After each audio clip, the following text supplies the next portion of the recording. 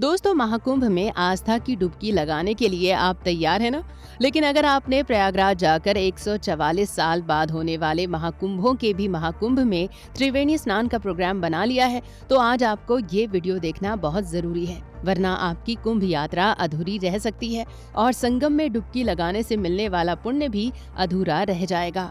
क्योंकि प्रयागराज में जाने वाला हर भक्त सिर्फ संगम में आस्था की डुबकी लगाकर नागा साधुओं के दर्शन ही नहीं करता, बल्कि वो यहाँ स्थित कुछ ऐसे दिव्य और पवित्र मंदिरों के दर्शन करना भी जरूरी समझता है, जिनके दर्शन किए बिना महाकुंभ के स्नान का फल अधूरा रह जाता है। तो चलिए दोस्तों, हमारे साथ महाकुंभ की संपूर्ण यात्रा पर। नंबर 1, लेटे हुए हनुमान जी का मंदिर। दोस्तों, संगम में स्नान करने के बाद आपको जो सबसे पहला काम करना है वो ये है कि संगम तट के किनारे ही करीब 200 मीटर की दूरी पर स्थित लेटे हुए हनुमान जी के दर्शन करने हैं। ये मंदिर अपने आप में अद्भुत माना जाता है, क्योंकि यहाँ पर महावीर हनुमान जी विश्राम कर रहे हैं।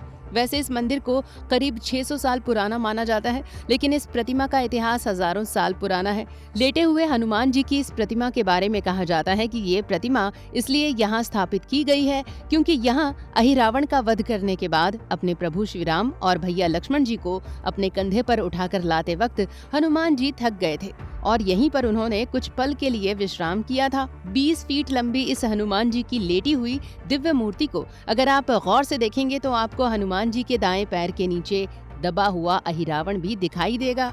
दोस्तों, बाएं पैर को गौर से अगर आप देखेंगे तो यहाँ पर आपको कामदा देवी के दर्शन भी होंगे। इस मंदिर में हनुमान जी के दाएं हाथ में राम लक्ष्मण और बाएं हाथ में गदा है। मान्यता है कि इस मंदिर में आने वाले सभी भक्तों की मनोकामना पूरी होती है। संगम में स्नान करने के बाद हनुमान जी के दर्शन किए बिना स्नान अधूरा माना जाता है।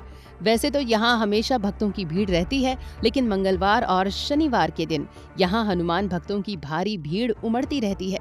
इस मंदिर को बड़े हनुमान जी, किले वाले हनुमान जी, लेटे हनुमान जी और बांध वाले हनुमान जी के नाम से भी जाना जाता है। नंबर 2, सदाबहार अक्षय वट। संगम में डुबकी लगाने का पुण्य हासिल करने के बाद अगर आपने लेटे हुए हनुमान जी के दर्शन ले लिए हैं, तो अब थोड़ी दूर और चलिए, जहां आपको सदाबहार अमर वृक्ष अक्षय वट के दर्शन होंगे। इस वृक्ष को त्रिदेवों यानी ब्रह्मा, विष्णु और शिव जी ने अपनी शक्ति से प्रकट किया था और इसे हमेशा हमेशा के लिए अजर अमर रहने का वरदान भी दिया था। एक मान्यता के अनुसार ये वृक्ष सृष्टि के आरंभ से ही है। दोस्तों, अक्षय का अर्थ होता है जिसका कभी क्षय न हो, यानी जिसे कभी नष्ट न किया जा सके। वैसे तो इस धरती पर करोड़ों वृक्ष हैं, लेकिन इस वृक्ष की बात कुछ अद्भुत है। कहते हैं कि पृथ्वी को बचाने के लिए भगवान ब्रह्मा ने यहाँ पर एक बहुत बड़ा यज्ञ किया था। इस यज्ञ में वे स्वयं पुरोहित बने थे और भगवान विष्णु और भगवान शिव इस यज्ञ के देवता बने थे। यज्ञ के अंत में तीनों देवताओं ने अपने शक्ति पुंज के द्वारा पृथ्वी के पाप बोझ को हल्का करने के लिए एक वृक्ष उत्पन्न किया था, जिसे उन्होंने अमरता का वरदान देकर अक्षय वट का नाम दिया था। अक्षय वट दरअसल बरगद का वृक्ष है। अक्षय वट की चर्चा महाभारत और श्रीमद् भागवत महापुराण सहित कई पुराणों में भी मिलती है। इसी वृक्ष के नीचे बैठकर महाभारत के रचयिता व्यास जी ने अपने पुत्र शुकदेव को राजा परीक्षित को महाभारत और श्रीमद् भागवत महापुराण की कथा बताने का आदेश दिया था। अपने पिता व्यास जी की आज्ञा से शुकदेव जी ने अर्जुन के पौत्र और अभिमन्यु के बेटे राजा परीक्षित को महाभारत और भागवत महापुराण की कथा सुनाई थी। इस वृक्ष की विशेषता ये है कि ये पतझड़ में भी नहीं सूखता है और इसके पत्ते भी कभी सूख कर पीले नहीं पड़ते हैं। नंबर 3, भारद्वाज आश्रम। दोस्तों, प्रयागराज दुनिया के सबसे पुराने और पवित्र स्थानों में से एक माना जाता है। इसकी चर्चा रामायण में भी मिलती है। अगर आपने संगम में डुबकी लगा ली है और लेटे हुए हनुमान जी का दर्शन प्राप्त कर दिव्य अमर अक्षय वट की छांव में बैठकर भगवान का ध्यान भी कर लिया है, तो अब चलिए हमारे साथ रामायण के युग में। दोस्तों, ये भारद्वाज आश्रम है। इसका रिश्ता रामायण काल से जुड़ता है। वाल्मीकि रामायण के अनुसार भगवान श्री राम, माँ जानकी और लक्ष्मण भैया वनवास के लिए जाते समय पहली बार ऋषि भारद्वाज के इसी आश्रम में पहली रात रुके थे। जब श्री राम के भाई भरत अपने भाई श्री राम को वापस अयोध्या लाने के लिए मनाने के लिए वन जा रहे थे, तो भी भारद्वाज ऋषि के आश्रम पर रुके थे। इस आश्रम के ऋषि भरद्वाज इतने दिव्य और चमत्कारी ऋषि थे कि उन्होंने भरत जी और उनकी पूरी सेना के लाखों लोगों का एक साथ भोजन करवा दिया था, जबकि उस वक्त उनके पास भोजन की व्यवस्था भी नहीं थी। श्री राम को चित्रकूट जाने की सलाह भी भरद्वाज ऋषि ने ही दी थी। श्री राम भरद्वाज ऋषि का इतना सम्मान करते थे कि वे वनवास से लौटते वक्त भी अयोध्या जाने से पहले इस आश्रम पर रुके थे। दोस्तों, वर्तमान में ये पूरा मोहल्ला ही भरद्वाज आश्रम के नाम से जाना जाता है। यहाँ के लोग भी भरद्वाज के नाम को पीढ़ी दर पीढ़ी आगे बढ़ा रहे हैं। मोहल्ले में कदम रखते ही लोगों को अपने आसपास मुनि भरद्वाज की छत्र छाया का एहसास होता है। यहाँ शिवालय की स्थापना त्रेता युग में महर्षि भरद्वाज के समय जैसी थी वैसी अब भी है। इसका दर्शन करने के लिए श्रद्धालु देश भर से आते हैं। ये आश्रम गंगा के तट पर स्थित है, जो एक शांत वातावरण प्रदान करता है। ध्यान और चिंतन के लिए ये वातावरण भक्तों के लिए बिल्कुल सही जगह है। नंबर 4, वेणी माधव मंदिर। दोस्तों, अब कुंभ में हम वेणी माधव मंदिर के दर्शन भी करेंगे, जिसे लक्ष्मी नारायण मंदिर भी कहा जाता है।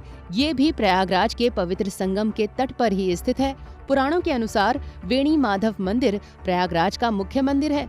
ये भी माना जाता है कि इस मंदिर में विराजमान भगवान विष्णु ही प्रयागराज के रक्षक भी हैं और यहाँ भगवान माधव रूप में मंदिर में स्थापित हैं।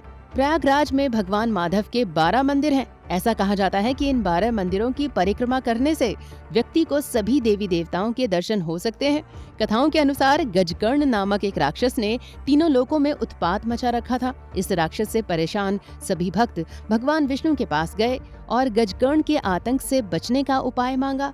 तब ऐसे में भगवान विष्णु ने नारद मुनि को गजकर्ण से मिलने के लिए भेजा। जब नारद मुनि विष्णु जी की महिमा गाते हुए गजकर्ण से मिलने गए तो उन्होंने देखा कि गजकर्ण किसी रोग से पीड़ित है। तब उन्होंने गजकर्ण को त्रिवेणी संगम में पवित्र स्नान करने का सुझाव दिया। दोस्तों, गजकर्ण संगम में पवित्र स्नान करने चला गया और उसके सभी रोग ठीक भी हो गए। ये देखने के बाद उसने सोचा कि यदि संगम में पवित्र स्नान करने से उसके सभी रोग ठीक हो जाते हैं, तो पवित्र नदी को अपने साथ ले जाने से उसकी सभी इच्छाएं भी पूरी हो सकती हैं। अब ऐसे में उसने तीनों पवित्र नदियों का पूरा पानी पी लिया। सभी निवासी भगवान विष्णु के पास गए और उनसे त्रिवेणी संगम को बचाने की प्रार्थना की। भक्तों की रक्षा के लिए भगवान विष्णु ने गजकर्ण से युद्ध किया। युद्ध में भगवान विष्णु ने सुदर्शन चक्र से गजकर्ण का सिर काट दिया। फिर उसके मुंह से त्रिवेणी संगम का पानी निकलकर मूल स्थान पर लौट आया। युद्ध खत्म होने के बाद जब भगवान विष्णु वैकुंठ धाम वापस जा रहे थे तो सभी भक्तों ने उनसे त्रिवेणी संगम की रक्षा के लिए प्रयागराज में ही रहने की प्रार्थना की। भगवान विष्णु ने अपने भक्तों की इच्छा पूरी की और खुद को 12 रूपों में प्रकट किया और त्रिवेणी संगम की रक्षा के लिए उसकी परिक्रमा की। आपको जानकर हैरानी होगी कि जब प्रयागराज में कुछ नहीं था तब इस मंदिर को स्थापित किया गया था, यानी वेणी माधव मंदिर प्रयागराज का सबसे पहला मंदिर है। पुराणों के अनुसार वेणी माधव मंदिर के दर्शन किए बिना त्रिवेणी संगम में डुबकी लगाने का उद्देश्य अधूरा रहता है और जो कोई भी वेणी माधव मंदिर की पूजा में भाग लेता है वो जीवन और मृत्यु के चक्र से मुक्त हो जाता है। नंबर 5, वासुकी मंदिर। दोस्तों, प्रयागराज अद्भुत है क्योंकि यहाँ सिर्फ गंगा, यमुना और सरस्वती का ही संगम नहीं होता, बल्कि यहाँ की भूमि का हर जर्रा किसी न किसी देवता के दिव्य चमत्कारों से जुड़ा हुआ है। तो अब बात करते हैं भगवान शिव के गले में विराजमान रहने वाले नागदेव वासुकी जी के मंदिर की। दोस्तों, नागराज वासुकी का ये मंदिर भी प्रयागराज के संगम तट के पास ही स्थित है और अति प्राचीन माना जाता है। इस मंदिर की मान्यता ये है कि अगर आपके घर में बार बार सांप निकलते हैं तो आप इस मंदिर का दर्शन करने के बाद यहाँ से पत्थर की 5 गोटियाँ अपने घर ले जाकर रख लें।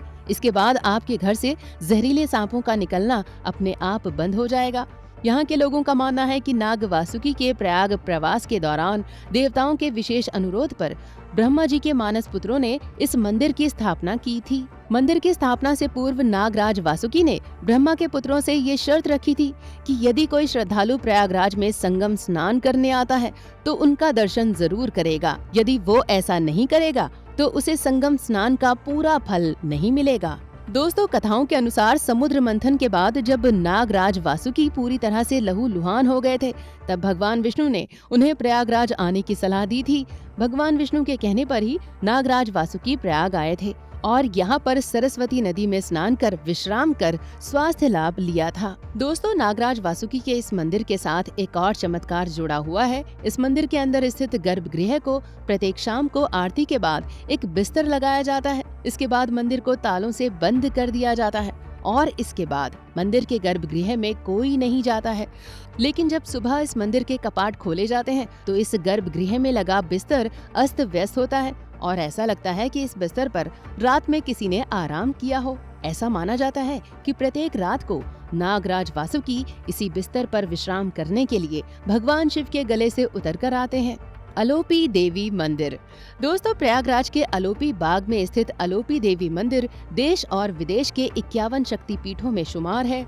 मंदिर की सबसे अद्भुत बात ये है कि इस मंदिर में कोई मूर्ति नहीं है, बल्कि यहाँ पर एक लकड़ी का झूला है जिसे भक्त माता का रूप मानकर पूजा करते हैं। इस मंदिर को माँ अलोपचम करी का सिद्ध पीठ मंदिर भी कहा जाता है। मान्यता है कि यहाँ देवी सती के दाहिने हाथ का पंजा गिरा था। अलोपी देवी मंदिर गंगा, यमुना और सरस्वती नदियों के संगम के पास ही मौजूद है। इसका इतिहास देवी सती के आत्मदाह और भगवान शिव के दुख की याद दिलाता है। माना जाता है कि यहाँ इसी मंदिर में देवी सती के शरीर का अंतिम भाग अवतरित हुआ था। यहाँ देवी का अंतिम अंश धरती को छूते ही गायब हो गया था। मतलब यहाँ माँ सती के दाहिने हाथ का पंजा एक कुंड में गिरकर लुप्त हो गया था। मंदिर प्रांगण के बीच एक कुंड बना हुआ है। इसके ऊपर एक खास झूला है जिसे लाल कपड़े से ढककर रखा जाता है। माना जाता है कि ये वही स्थान है जहां सती मां की कलाई गिरी थी। इस कुंड के जल को चमत्कारिक शक्तियों वाला माना जाता है और दोस्तों, इस मंदिर के दर्शन के लिए यहाँ दूर दूर से लोग आते हैं।